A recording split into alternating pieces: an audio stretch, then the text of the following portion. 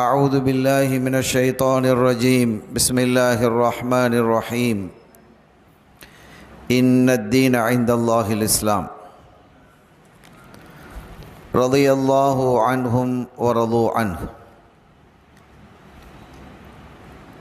சங்கைக்குரிய அல்லாஹுவின் நல்லடியார்களே, எல்லாம் வல்ல அல்லாஹுவின் பேரருளும் நபிகள் நாயகம் ஸல்லல்லாஹு அலைஹி வஸல்லம் அவர்களது நல்லாசியும் நம் அத்தனை பேர் மீதும் நிலவுமாக. அல்லாஹும் அவரது ரசூலும் எந்தெந்த காரியங்களை எடுத்து நடக்க வேண்டும் என்று நமக்கு கட்டளையிட்டுள்ளார்களோ அவை அனைத்தையும் எடுத்து நடக்கவும்,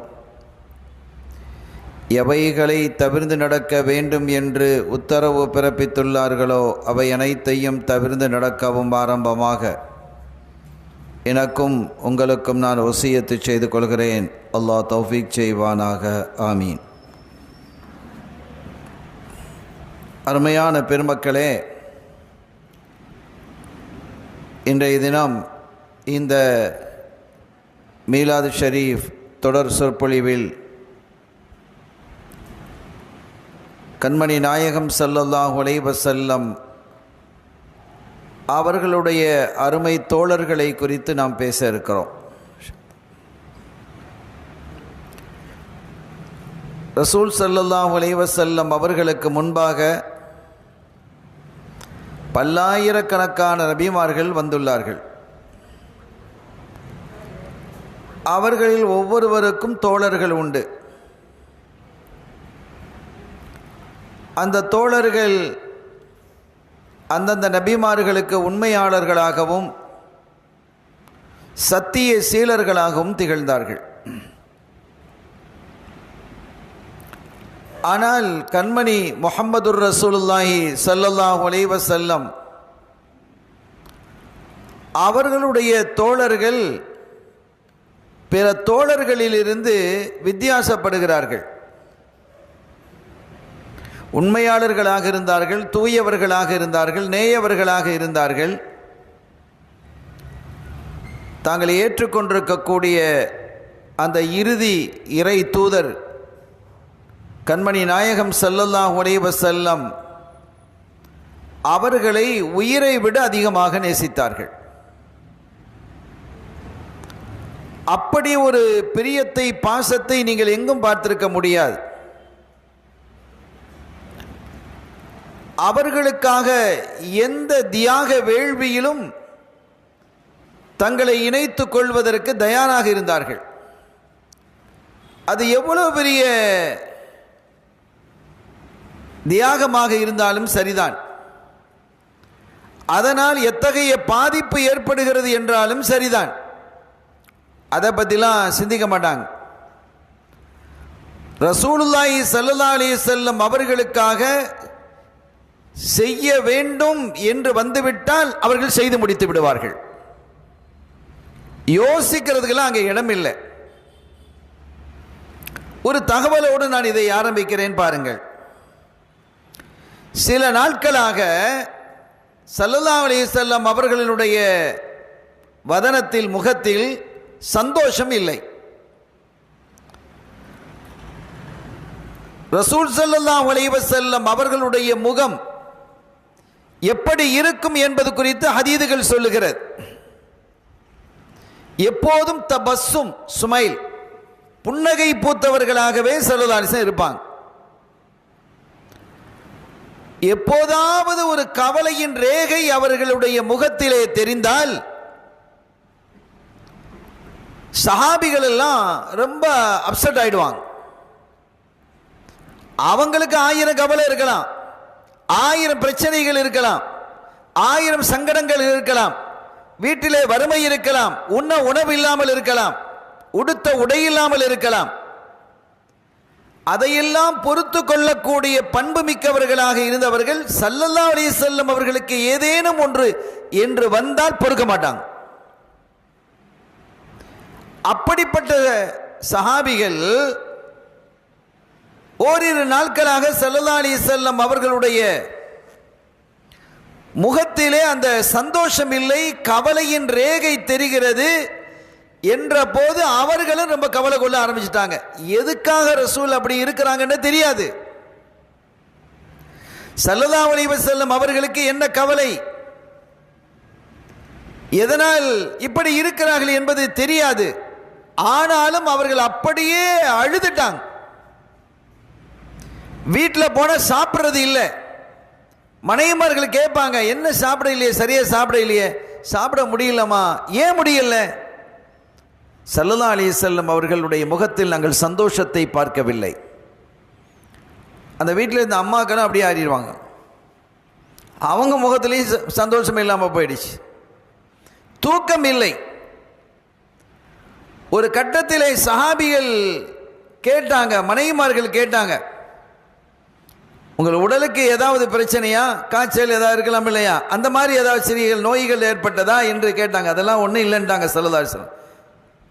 திருப்பி வாய் திறந்தே கேட்டாங்க, ஏன் நாயகமே இப்படி இருக்கிறீங்க, எங்களால் பொறுக்க முடியல யா ரசூலல்லாஹ் என்று சொன்னதும் இப்போ அவங்க ஒரு வார்த்தையை, ஒரு வாக்கியத்தை சொல்கிறாங்க. மை என்சில் ஹுபைபன் அலா ஹஷபதிஹி ஃபலஹுல் ஜன்னா. ஹுபைபை யார் கழு மரத்திலிருந்து கீழே இறக்குகிறார்களோ அவர்களுக்கு சொர்க்கம் அப்படிங்கிறாங்க. இது என்னங்கிறத சஹாபிகள் புரிஞ்சுக்கிட்டாங்க. ஹுபைப் ரலியல்லாஹு தஆலா ஒரு சஹாபி. அவர்கள் எதிரிகளால் கைது செய்யப்பட்டிருக்கிறாங்க. அந்த ஹுபைபை ஒருத்தர் வாங்கிட்டார் ரலியல்லாஹு தஆலா. வாங்கி வீட்டிலேயே ஹவுஸ் அரெஸ்டாக வச்சிருந்தார். அங்கே சில கராமாத்துகள் கூட அவங்களுக்கு நடந்தது. அதெல்லாம் ஹதீது சுட்டி காட்டும். நான் அந்த விரிவுக்கு செல்லலை. ஒரு கட்டத்தில் மக்காவுக்கு வெளியே அந்த ஹுபைப் ரலியல்லாஹு தஆலா அவர்களை கொண்டு வந்து மரத்தில் கட்டி வைக்கிறாங்க. கட்டி வச்சுட்டு 40 வீரர்கள் குறைஷிகள் கைகளிலே ஈட்டியை வச்சுக்கிட்டு இருக்கிறாங்க. 40 பேர் கையிலே 40 ஈட்டி இருக்கு. இப்போ அவங்க சொல்றாங்க, ஹுபைப் நீர் என்ன தப்பி போக முடியுமா? முடியாது. நாங்க ஒரு ஆள் போதும், நீ உங்களை கட்டி வச்சிருக்குது, ஒரு குத்து குத்துனா வேலை முடிஞ்சது. அப்படி செய்ய போறது இல்லை, அணுவா சித்தரை செய்ய போறோம். கழுத்தை வெட்டிட்டா வேலை முடிஞ்சிடுமா இல்லையா? நெஞ்சில் கத்திய அல்லது ஈட்டியை இறக்கிட்டா கொஞ்ச நேரம் துடிச்சு உயிர் போயிடும். அது இல்லாமல் லேஸ் அங்கனை கிழிச்சு, இங்கனை கிழிச்சு, இங்கனை கிழிச்சு, இங்கே கிழித்து, இப்படி 40 இடங்கள் அப்படி குத்தி குத்தி குத்தி குத்தி கிண்டினால் எப்படி இருக்கும்? உயிர் போகிறதுக்கு எவ்வளோ நாள் ஆகும், நேரம் ஆகும். அந்த மாதிரி நாங்கள் சித்திரவதை செய்ய போறவங்கள. இப்போ நீங்க தப்புறதுக்கு ஒரே ஒரு வழி இருக்கு. உண்மை எந்த வேதனையும் செய்யாமல் விடுவித்து விடுகிறோம். ஒரே ஒரு வழிதான் இருக்கு. என்னன்னு கேட்டாங்க. நீங்க இங்க இருக்கிறீங்கல்ல, உங்களை கட்டி வச்சுக்கிறோமா இல்லையா, இந்த இடத்தில் முஹம்மத் ஸல்லல்லாஹு அலைஹி வஸல்லம் அவர்கள் இருந்தால் உங்களுக்கு சந்தோஷம் தானே? சந்தோஷம் சொல்லுங்க. அவங்களை இப்ப பிடிச்சிட்டுலாம் வர முடியாது. அவங்க மதீனால இருக்கிறாங்க, அவங்க சஹாபிகளோட இருக்கிறாங்க. நாங்க பிடிச்சிட்டு வந்தோம், இங்க கட்டி வைக்க அதெல்லாம் செய்ய போறது இல்லை. ஆனாலும் ஒரு வார்த்தை நீங்க சொல்லுங்க, எனக்கு பதிலா இந்த இடத்துல முஹம்மதுர் ரசூலுல்லாஹி ஸல்லல்லாஹு அலைஹி வஸல்லம் அவர்கள் இருந்தால் எனக்கு சந்தோஷம் அப்படின்னு மட்டும் நீங்க சொல்லுங்க, உங்களை விட்டுருவாங்க. இப்ப இப்படி சொல்றதுனால ஸல்லல்லாஹு அலைஹி வஸல்லம் அவர்களுக்கு ஏதாவது ஆபத்தா, ஏதாவது குறைவா? இல்ல, இவங்களுடைய உயிர் பாதுகாக்கப்படுமா இல்லையா? அவிழ்த்து விட்டுருவாங்க. இவங்க நேரம் மதீனாவுக்கும் போயிடலாம். போய் ரசூலுல்லாஹ்ட்ட, யார் ரசூலுல்லாஹ் இப்படி சொன்னாங்க, நான் என்னை மன்னிச்சுக்கங்க நாயகமே, வேதனை தாங்க முடியாம என்னை கொன்னுடுவாங்க, என்னை சித்திரவதை செய்ய போறேன்னு சொன்னாங்க, அதனால நான் என்ன செஞ்சிட்டேன், இப்படி ஒரு வார்த்தையை நான் சொல்லிட்டேன்னு சொன்னா ரசூலுல்லாஹ் மன்னிப்பாங்களா இல்லையா? மன்னிச்சிருவாங்க. மன்னிப்பினுடைய மொத்த உருவமும் அவங்க தானே, மன்னிப்பினுடைய சிகரம்.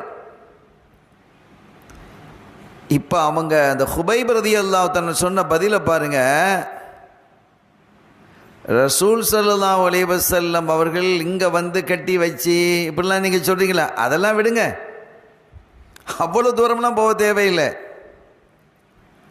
என்ற உயிர் போவதா, சித்திரவதை செய்து என்னுடைய உயிர் போவதா, அல்லது ரசூலுல்லாஹி ஸல்லல்லாஹு அலைஹி வஸல்லமுடைய காலில் ஒரு சின்ன ஒரு முள்ளு குத்துதா இல்லையா, முள்ளு குத்துமா இல்லையா, இப்படி ஒன்று, இதில் ஏதேனும் ஒன்று என்று எடுத்துக்கொள்ள வேண்டும் என்றால் நான் எதை எடுத்துக்கொள்வேன்?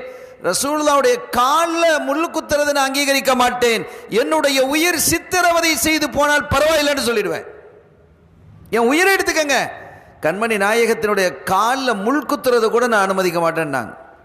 எவ்வளோ கோபம் வரும், கடும் கோபம் வந்துடுச்சு. நம்ம என்ன கேட்குறோம், இவன் என்ன பேசுகிறான், ஏன்பா அவங்க இங்கேயே இருக்காங்க, அவங்கள பிடிச்சிட்டு வர முடியுமா, கட்ட முடியுமா, இதெல்லாம் நடக்குமா? நடக்காது. நடக்காத ஒரு காரியத்தை தானப்பா கேட்குறோம். நீ சரின்னு சொன்னால் உனக்கு என்னப்பா பிரச்சனை?